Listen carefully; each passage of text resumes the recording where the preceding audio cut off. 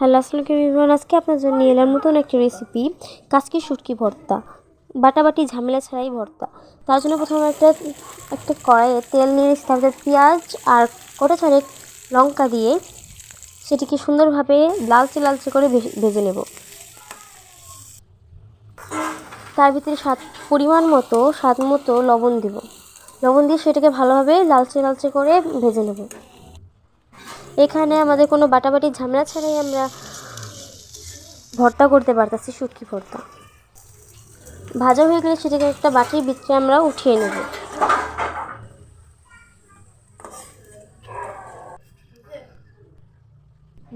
তারপর আগে থেকে ধুয়ে রাখা কাচকি শুটকি দিয়ে সুন্দরভাবে লাল করে সেটিকে ভেজে নেব।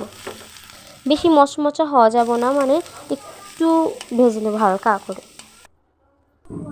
ভাজা কাচকি শুটকি ভাজতে দিয়ে আমরা ততক্ষণে মরিচ আর পেঁয়াজটাকে হাত দিয়ে সুন্দরভাবে ভেঙে নেব, কারণ লঙ্কাগুলো বড় বড় ছিল, নাস্তা ছিল, তাই এটা ভেঙে নেব।